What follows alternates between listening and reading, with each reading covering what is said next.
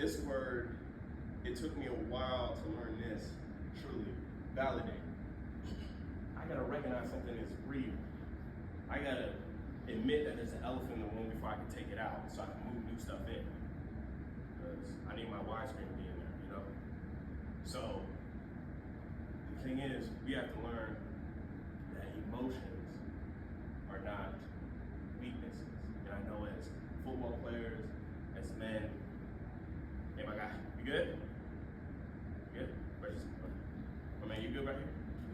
You okay? Yeah, okay. Yeah, deep peace right now. But, so, because we're taught, no matter what color we are, we're supposed to just bury our emotions. But are we robots? No. Don't we still feel stuff even when we don't want to? Yeah, I know I do. I know I was irritated last night when I still had to go to sleep. But we still here now. See, you know what I'm saying?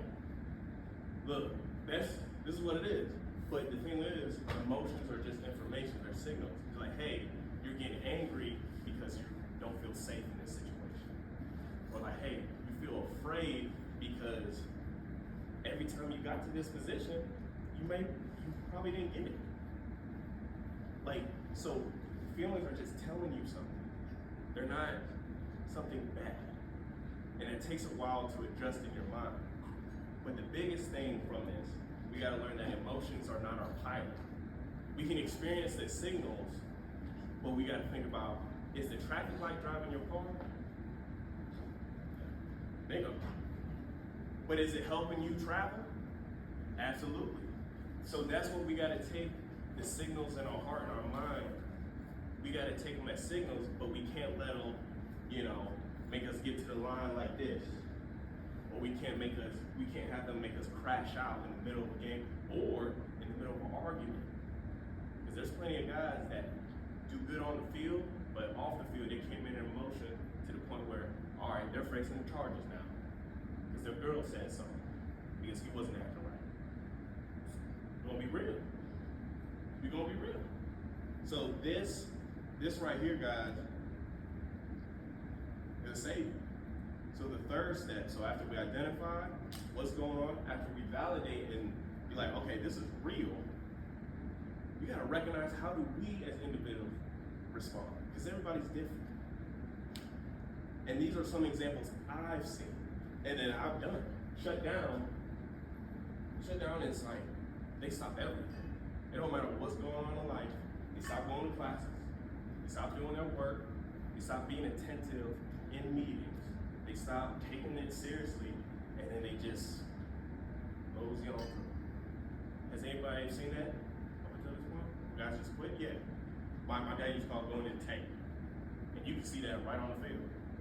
The next one is blow up, or I like to call it crash out. This is like, all right, you breaking things, you cussing, you storming out. I've seen a guy at Ashland almost knock out our 75-year-old coach. Was it warranted? I plead the fifth. But it damaged his ability to travel, and he was an old guy too. And I get it, you put up with stuff being there that long, but that's still not an excuse for your goals though. Because guess whose goals it is? Yeah. The one who's in the mirror, that's your responsibility. Nobody else's responsibility to take care of it. Third one is cry. I know I did this. Like, you get down to the point, you just break down. And that's okay. Tears release stress hormones based on what you're feeling, whether it's sad, angry, or whatever. So it's important, but you gotta do it in the right place. Because I'm sure y'all know when y'all get to this point, it's hard to do and think about anything else, right? So we gotta manage this. Fourth one, this is a big sneaky one. Take it out on others. So you destroy relationships. You might be crashing out on somebody, or you might just be going in a tank on that relationship. And then somebody that's good for you, you're not even good to them. You know what I'm saying? Like you messing the whole thing up. You're taking out your anger, your frustration, your sadness out on somebody who's innocent. Now, is that right? And I know I've had some situations where I raise my voice to my family or to my roommates, and I'm telling you, I'll give anything to take that back. So be in a position where you don't have to take them, because you already putting out maybe not your best stuff, but at least good stuff by them. Do right by them. And lastly, blame others. I'm sure y'all seeing it right now. You from older guys. Something happens, oh, it's my parents' fault. It's the school fault. It's because I'm black. It's because I'm white. It's because I came from the South Side, came from the West Side. They just blame everything. But guess who did it? Yeah. Has anybody seen any of this? Has anybody ever acted these out?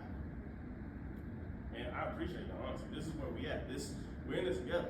Like, we're all human,